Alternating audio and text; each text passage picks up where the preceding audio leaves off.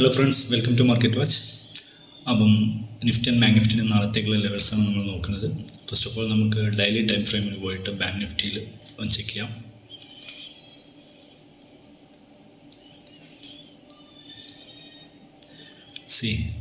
Last 5 days 1, 2, 3, 4, 5 days ആയിട്ട് bullishness ആണ് മാർക്കറ്റിൽ ബാങ്ക് നിഫ്റ്റിയിൽ നടക്കുന്നത്.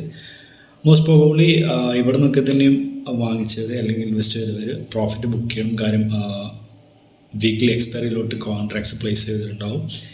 അപ്പം അവരുടെ പ്രോഫിറ്റ് ബുക്കിങ്ങിനുള്ള സാധ്യതയും കൂടി ഉണ്ട്, അല്ലെങ്കിൽ സ്ക്വയർ ഓഫ് ചെയ്യാനുള്ള സാധ്യതയുണ്ട്. ഫസ്റ്റ്.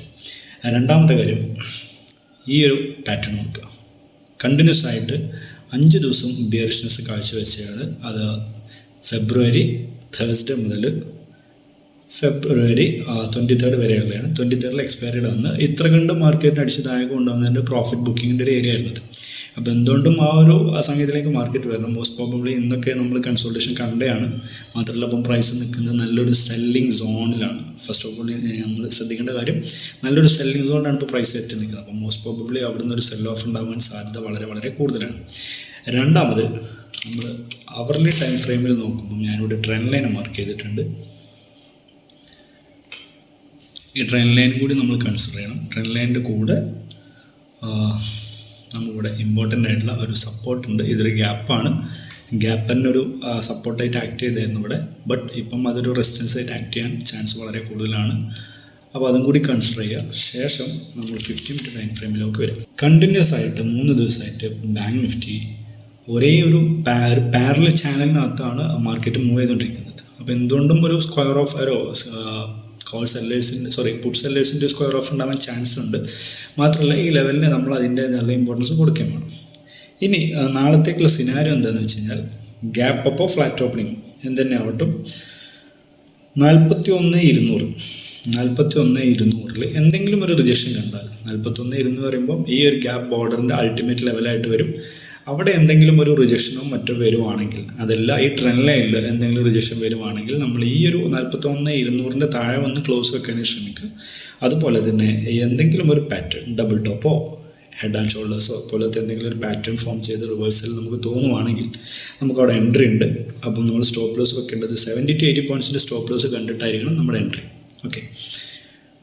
ഇനി രണ്ടാമതൊരു കാര്യം പറയാനുള്ളത്, 40,950 ഇത് ഫ്ലാറ്റ് ഓപ്പണിങ്ങിൽ ഈ ട്രെൻഡ് ലൈന് ബ്രേക്ക് ചെയ്തിട്ട് കിട്ടേണ്ട ലെവലാണ് പറയുന്നത് 40,950 ഈ കാണുന്ന ലെവൽ. ഇതിൻ്റെ താഴെ വന്നിട്ട് ക്ലോസ് വെച്ച് കഴിഞ്ഞാൽ നേരത്തെ മറ്റു ക്രൈറ്റീരിയ കൂടി നോക്കിയിട്ട്, അതായത് നിഫ്റ്റിയുടെ മൂവ്മെൻറ്റ് നോക്കണം, ടൈം ഫ്രെയിം നോക്കണം. മോസ്റ്റ് പ്രോബബ്ലി ഒരു സെൽ ഓഫിനുള്ള സാധ്യത വളരെ കൂടുതലാണ്. അപ്പോൾ നമ്മളിവിടെ ഒരു റീടെസ്റ്റ് കഴിഞ്ഞിട്ട് അതിന് കൂടെ പോരാം. അത് അപ്പോഴും നമ്മൾ ഒരു 70 to 80 പോയിൻറ്റ്സിൻ്റെ സ്റ്റോപ്പ് ലോസ് കാണും. കാര്യം നാളെ ഇവൻറ്റ്ഫുൾ ഡേ ആണ്, എക്സ്പയറി ഡേ എന്നുള്ള നിലയ്ക്ക്. ഫസ്റ്റ് ഓഫ് ഓൾ നമുക്ക് RBI മീറ്റിൻ്റെ റിസൾട്ട് വരും. ഓൾമോസ്റ്റ് 10 AM വരുന്നത് തോന്നുന്നു. രണ്ടാമത് ഇന്ന് നൈറ്റിൽ ഫെഡ് മീറ്റിങ്ങിൻ്റെ റിസൾട്ട് വരാനുണ്ട്. അപ്പം അതും മാർക്കറ്റിന് നല്ലപോലെ എഫക്റ്റ് ആവും. മൂന്നാമത്തെ കാര്യം, വീക്ക്ലി എക്സ്പയറി ആണ്. അപ്പം എന്തുകൊണ്ടും ഹൈലി വോളറ്റൈൽ ആയിരിക്കും മാർക്കറ്റ്. അതിൻ്റെ പുറമെ ഫ്രൈഡേ മാർക്കറ്റ് ഓഫാണ്. അപ്പം അതിൻ്റേതായിട്ടുള്ളൊരു വോളറ്റൈൽ മൂവ്മെൻറ്റ് മാർക്കറ്റിലുണ്ടാവും. അപ്പം നമ്മൾ വൈഡറായിട്ടുള്ള സ്റ്റോപ്പ് ലോസിന് പ്ലാൻ ചെയ്തിരിക്കണം. ഓക്കെ. ഇനി അഗൈൻ ഒരു ബൈ ചെയ്യാനായിട്ട് നമ്മളെവിടെ ശ്രദ്ധിക്കേണ്ടതെന്ന് വെച്ച് കഴിഞ്ഞാൽ 40,700 to 750 ഇവിടെ നമുക്ക് ഡബിൾ ബോട്ടം അല്ലെങ്കിൽ inverse head and shoulders pattern പോലത്തെ എന്തെങ്കിലും പാറ്റേൺ കിട്ടുവാണെങ്കിൽ നമുക്ക് എന്ത് ചെയ്യാം, ഇവിടുന്ന് ഒരു ബൈ ഓർഡർ പ്ലേസ് ചെയ്യാവുന്നതാണ്. മീൻസ് കോൾ ബൈ ചെയ്യുക, പുട്ട് സെല്ല് ചെയ്യുക, എന്ത് ചെയ്യാം. അതും തന്നെ ഒരു വൈഡറായിട്ടുള്ള സ്റ്റോപ്പ് ലോസ് നമ്മൾ കാണണം. ഒരു 650 അറൗണ്ടിലേക്കുള്ള ഒരു സ്റ്റോപ്പ് ലോസ് നമ്മൾ കണ്ടതിന് ശേഷമാണ് നമുക്കിവിടെ നമ്മളൊരു ബൈ ഓർഡർ അല്ലെങ്കിൽ ലോങ് എൻട്രി പ്ലാൻ ചെയ്യാനായിട്ട്. അതിന് മുമ്പ് ഫസ്റ്റ് ടാർഗറ്റ് എന്ന് പറയുന്നത് ഈ ലെവൽ തന്നെ ആയിരിക്കും, 950 തന്നെ ആയിരിക്കും. അതുപോലെ 950 നമ്മൾ ഷോർട്ട് ചെയ്യാന്നുണ്ടെങ്കിൽ നമ്മുടെ ഫസ്റ്റ് ടാർഗറ്റ് പറയുന്നത് ഈ 700 ആണ്, അല്ലെങ്കിൽ 750 ആണ്. ഇതിൻ്റെ രണ്ടിൻ്റെ ഇടയിൽ വരുന്ന 720 ഇമ്പോർട്ടൻസ് ഉണ്ട്. അപ്പം അതിൻ്റെ കൂടെ ഒന്നുകിൽ റൈഡ് ചെയ്യുക, അല്ലെങ്കിൽ സ്റ്റോപ്പ് ലോസ് മെയിൻറ്റെയിൻ ചെയ്തുകൊണ്ട് പോവാം. ഇനി ബയേഴ്സിന് ലാസ്റ്റ് ഹോപ്പ് കൊടുക്കുന്നത്, അതായത് long entry buyers last hope കൊടുക്കുന്ന ലെവലാണ് 40,400. അതൊരു ഡെഡ് സോൺ ആണ്. ആ ഡെഡ് സോൺ എന്ന് പറയുമ്പം അതിൻ്റെ താഴേക്ക് വരിക എന്നുണ്ടെങ്കിൽ, ഇതിൻ്റെ താഴെ നല്ലപോലെ വന്ന് പ്രൈസ് ക്ലോസ് വെക്കുക എന്നുണ്ടെങ്കിൽ നമുക്ക് സെൽ ഓൺ റൈസ് എന്നുള്ള കൺസെപ്റ്റ് വെച്ചിട്ട് ഓരോ റൈസ് മൂവ്മെൻറ്റിലും സെൽ ചെയ്തുകൊണ്ട്, മീൻസ് ഷോർട്ട് ചെയ്തുകൊണ്ട് താഴേക്ക് കൊണ്ടുവരാവുന്നതാണ്. അപ്പം ഇവിടെ ഒരു ഗ്യാപ്പും കൂടി കൺസിഡർ ചെയ്യാം. ഓക്കെ.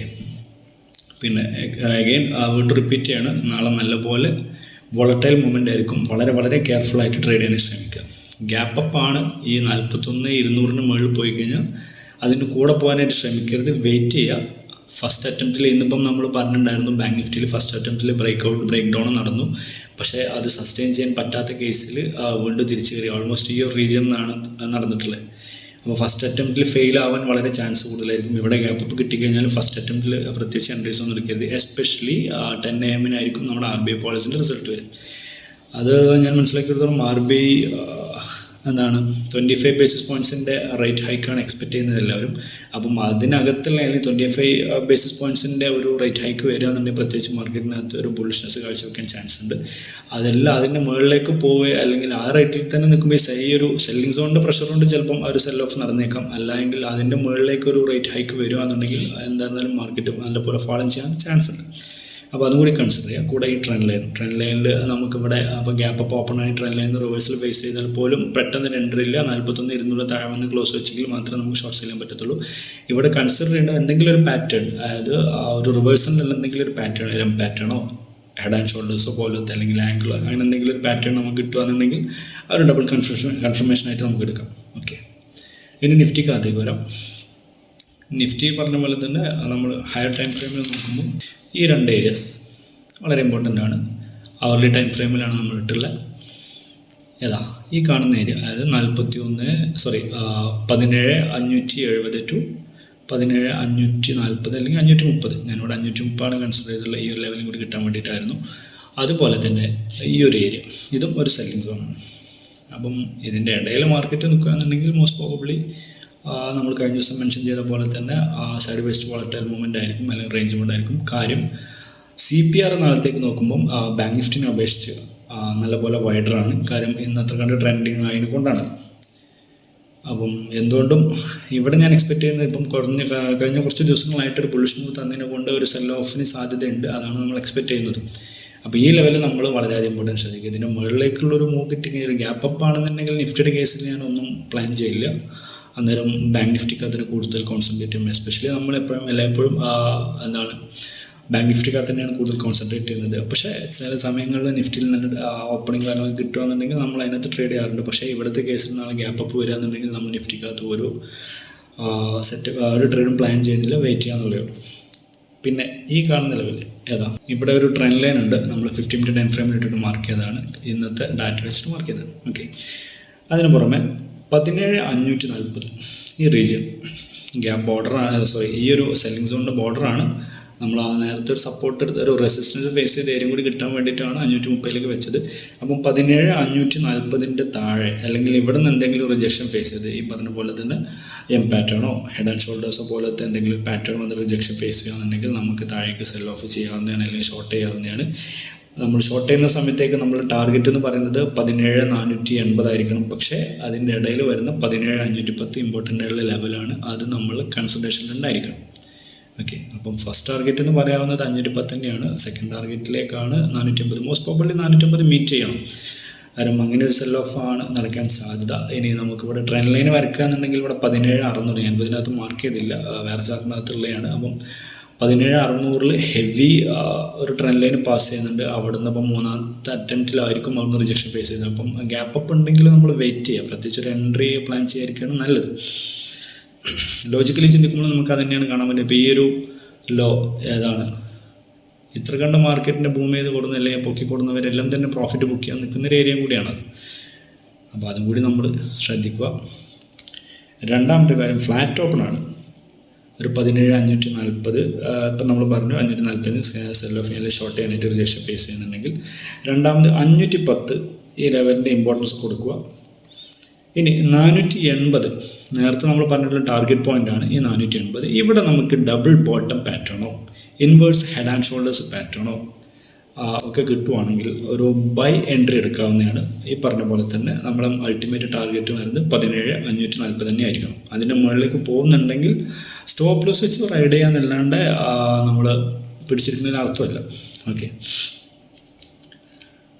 ഇനി ബയേഴ്സിൻ്റെ നേരത്തെ ബാങ്ക് നിഫ്റ്റിയിൽ പറഞ്ഞ പോലെ തന്നെ അൾട്ടിമേറ്റ് ബൈയിങ് ലെവലാണ്. പ്രൈസ് മോസ്റ്റ് പ്രോബബ്ലി തിരിയാൻ ചാൻസ് ഉള്ള ഒരേ ഒരു ഏരിയയാണ്, ലാസ്റ്റ് അൾട്ടിമേറ്റ് ആയിട്ട് പറയാൻ പറ്റുന്ന ഒരു ഏരിയയാണ് 17,440. ഇതിൻ്റെ താഴെ വന്ന് ക്ലോസ് വെച്ച് കഴിഞ്ഞാൽ പിന്നെ നമ്മൾ ലോങ് എൻട്രിക്ക് വേണ്ടി ശ്രമിക്കേണ്ട. താഴെ വന്ന് ക്ലോസ് വെക്കുക, റീടെസ്റ്റ് എടുക്കുക, ശേഷം വീണ്ടും താഴേക്കാണെന്നുണ്ടെങ്കിൽ നമുക്ക് സെലോൺ റൈസിനുള്ള കൺസെപ്റ്റ് എടുക്കാവുന്നതാണ്, ഷോർട്ട് ചെയ്യാവുന്നതാണ്, അല്ലെങ്കിൽ ആ പി വാങ്ങിക്കാവുന്നതാണ്, അതിന് കൂടെ പോകാമെന്നുള്ളത്.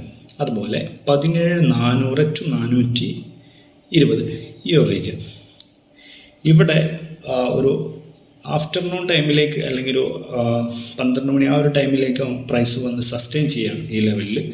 ദെൻ സസ്റ്റെയിൻ ചെയ്തിട്ട് ഒരു പാറ്റേൺ, ഡബിൾ ബോട്ടം പാറ്റേണോ അല്ലെങ്കിൽ ഇൻവേഴ്സ് ഹെഡ് ആൻഡ് ഷോൾഡേഴ്സ് പോലത്തെ എന്തെങ്കിലും പാറ്റേണൊക്കെ ഫോം ചെയ്യുന്നത് നമുക്ക് 0 to ഹീറോക്ക് CE കൺസിഡർ ചെയ്യാവുന്നതാണ്. അത് നമ്മൾ ഗ്രൂപ്പിനകത്ത് പ്രൊവൈഡ് ചെയ്യുന്നതായിരിക്കും. 0 to ഹീറോ നമ്മൾ കൺസിഡർ ചെയ്യുന്ന നിഫ്റ്റിയിലോ ബാങ്ക് നിഫ്റ്റിയിലോ ഉണ്ടെങ്കിൽ നമ്മൾ പ്രൊവൈഡ് ചെയ്യുന്നതായിരിക്കും. അപ്പോൾ അത്രയേ ഉള്ളൂ മാർക്കറ്റ് കാര്യം പറയേണ്ടത്. എസ്പെഷ്യലി നിങ്ങൾ വളരെ ശ്രദ്ധിക്കുക, ഈവൻ ഫുൾ ഡേ ആണ് നാളേക്ക്. അപ്പം സ്റ്റോപ്പ് ലോസൊക്കെ മസ്റ്റായിട്ട് കീപ്പ് ചെയ്തിട്ട് വേണം ട്രേഡ് ചെയ്യാനായിട്ട്. ഗ്യാപ്പ് അപ്പിൽ വീണ്ടും പറയുകയാണെങ്കിൽ ഗ്യാപ്പ് അപ്പിൽ എന്ത് ചെയ്യുക, നമുക്ക് ഓർഡേഴ്സ് ഒന്നുമില്ല, വെയിറ്റ് ചെയ്യുക. അത് ഈവൻ നിഫ്റ്റി ആയിക്കോട്ടെ ബാങ്ക് നിഫ്റ്റി ആയിക്കോട്ടെ. സോ അത്രയുള്ള കാര്യങ്ങൾ. Thank you.